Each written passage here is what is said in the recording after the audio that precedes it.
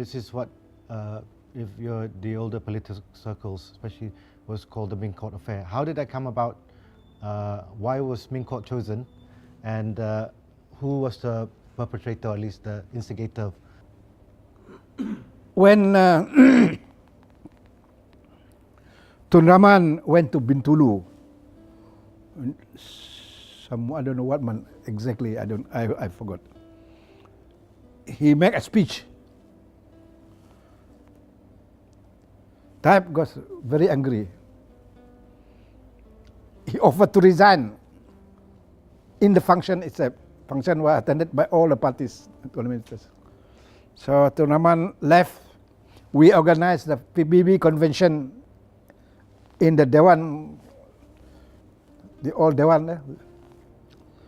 And then I was that time the vice president of the party. Tun Rahman was in the hospital. He called me, you go and speak at Hantam Taib in the Dewan. So I spoke against Taib in the Dewan. I went down from the top there, went down and speak Hantam Taib. The speech is all in my book there. So Taib was very angry with me. So he ostracized me lah. I was still YB that time. So that's how we started. Taib quarrel with Tun Rahman. Tun Rahman quarrel with Taib over not so much on political matters. Based on two things. One, respect the elders. Number two, on shirik. Because Taib practice bomo. Bomo is shirik. Shirik is unforgivable sin in Islam, for which Taib as a leader, he is murtad, according to the fatwa Majlis Ugama Islam and Rabita. And this is why Taib got very mad. I even hantam him, same thing. Was it an open secret even then? It is an open secret, but people don't accept. Because to them, with due respect lah, to people who know less religion, shirik is nothing. But it takes you out of Islam now. Because it's the unforgivable sin for which your place is hell. So this is one thing. And then number two, he doesn't want Taib to rely so much on the Chinese. Everyone you do, everywhere you go, every function you want to do, you must ask from we will take, we bumpin, we and we. So he doesn't want. After all, you control the state, you give all the timber. That's why Linggi was given such a big chunk. But unfortunately, Linggi doesn't look after his community. That's how we split. And then Abdul Karim's father is with me. You ask Karim, I was the one who advised him, you go and take over Taib's seat. When Rahman was still alive, on one of the tables in Hilton there. I know Rahman Hamzah also very well. Rahman Hamzah is actually wedge between Rahman and Taib. His idea is, we want to end the Melanau dynasty. This fellow must be split. So the most dangerous that time was Aspia, Awang Tengah. And Rahman is in our gang. But Rahman knows how to make use of it. He used this as a wedge to split the two, to weaken the Melanau influence in PBB. That is essentially the game of the Malay. And what Abang Johari and Dan Rip now is the result of our own doing. While we are trying to split the other community, we are being split by our own misdeeds. What was the atmosphere like? We hear and have read about how a lot of things were spoken, and also a representative of the group apparently had spoken to Mahathir at the time. What's your take on that? You see, with due respect to Mahathir, I served under Mahathir for 1.5 years. one day, this is true, okay, you can ask Mahathir, but Tun Rahman is already dead. When I was on the way back from London, Tun Rahman gave me a letter to be sent to Mahathir. So that morning, Magat unit was still alive.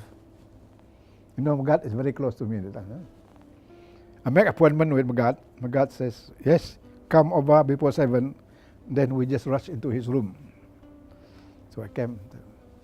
So he read. No, Mahathir says, I never refused to see Rahman. These two are vultures, Rahman and Taib. In my heart, you are greater vulture than both of them. I wrote in the book like that. But because of my respect to him, for giving me the audience to see him, I didn't tell that off to him. And this is Mahathir, which Tunku Ghazali says, Mahathir is still Mahathir. He only wear different shirt at different time. So after 87, then the elections, then we had the 87 elections. So what was it like on the ground between the communities then? What? We split into two. We almost have the same. We have 18, Taib got 24. 20, Taib got 24. We are lost by 4 seats with 3,000 votes only. This is because the big Taukas like the Hong Kong guys refused to give us money. A lot of the Chinese withdraw their support. That's why we lost the Chinese support. And I think the Iban swing all the support to the Iban community. They got almost, and we only got 4 Iban seats. And we got 12 Iban seats and 4 Malay seats plus 3 Chinese seats. That's why we lost the one. If we had won, although Tun Rahman lost, it's either you, Dato Abang Yusuf Puteh, or myself become chief minister that night. Maybe God doesn't want it happened to be that way. But Wan Madihi also passed away, Wan Yusuf also passed away, Dato Abang Yusuf also passed away. I'm the only survivor at the moment. Between 87 and this is basically political wilderness. What happened to you personally in terms of, what was happening with Taib? What kind of attacks or what kind of, I suppose in the most crude way, the shutdown of your career at the time? Since we don't have our outfit anymore, what do you call, Pramas was almost dismantled after most of the leaders passed away.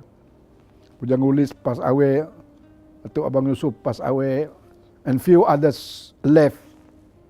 So you cannot struggle alone as a politician. You must have a group. And then Mahathir was still in power at that time, and Mahathir knows that I am Rahman's man, so he wouldn't support me. And Mahathir has been helping Taib. And Taib has been feeding him with a lot of money also. So I associated myself with Anwar a little bit through my other outfits. But unfortunately, Anwar made a lot of blunders from one to another until he landed up in Sungai Buloh University by getting his PhD. So I just rest, but watching.